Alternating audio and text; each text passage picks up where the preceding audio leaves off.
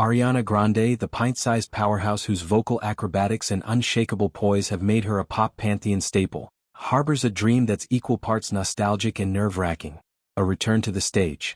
In a revealing exchange with Nicole Kidman for a glossy magazine feature, the 32-year-old Wicked sensation expressed a fervent desire to dive back into live theater, the very world that launched her career as a wide-eyed 13-year-old chorus girl on Broadway.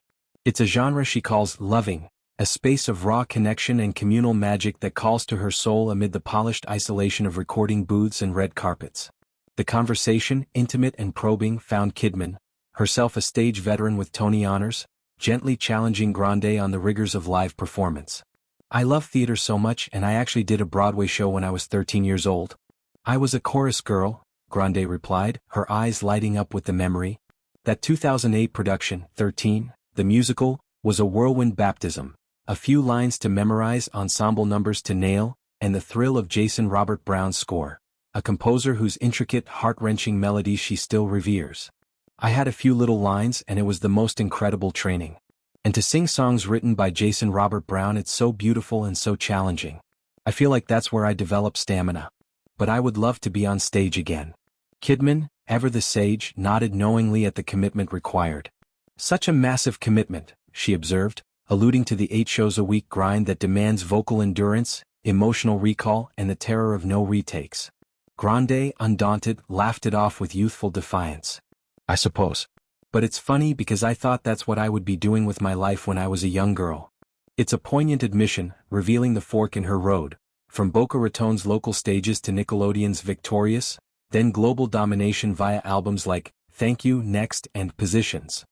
Theater was the dream, pop became the destiny. Yet the pull persists, a siren song of spotlights and standing ovations. This longing feels especially timely, fresh off Wicked, For Good, the cinematic adaptation that's shattered box office records and reignited Grande's affinity for musical storytelling.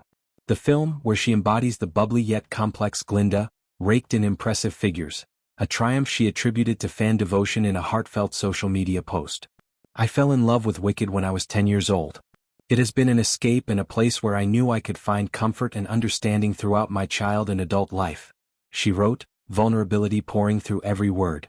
"Becoming your Glinda the Good and being asked to join this most wonderful group of human beings on a most creatively fulfilling journey was the greatest gift of my life.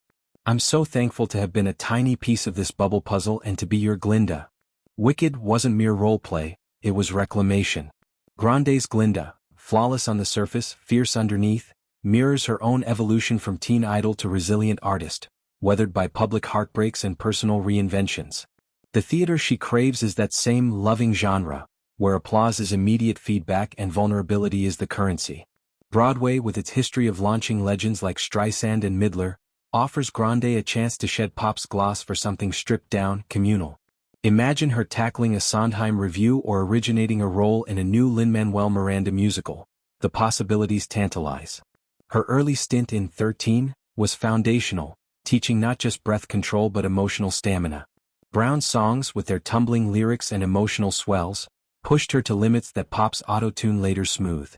"That's where I developed stamina," she reflected, crediting those nights for her 4-octave range and tireless tours. Kidman, drawing from her own stage-to-screen arc, probed deeper. What draws her back now, post-divorce, post-Eternal Sunshine? Grande's answer was simple: love for the art form, the audience, the alchemy of live risk. In the interim, Grande's thanking fans underscores her groundedness. Wicked's success, hundreds of millions in earnings, validates her pivot to film musicals, but theater beckons as the ultimate intimacy. It's loving because it's reciprocal. Actors feed off energy, stories breathe with each house's pulse. For Grande, scarred by 2017's Manchester tragedy and media frenzies, that connection heals. As she eyes a stage return, whispers of projects swirl. A jukebox musical of her hits, perhaps, or a dramatic turn in a straight play. Kidman's interview positions it as inevitable, a full-circle moment. Grande's genre love isn't whimsy, its roots calling home, promising a performance that's as transformative for her as it will be for us.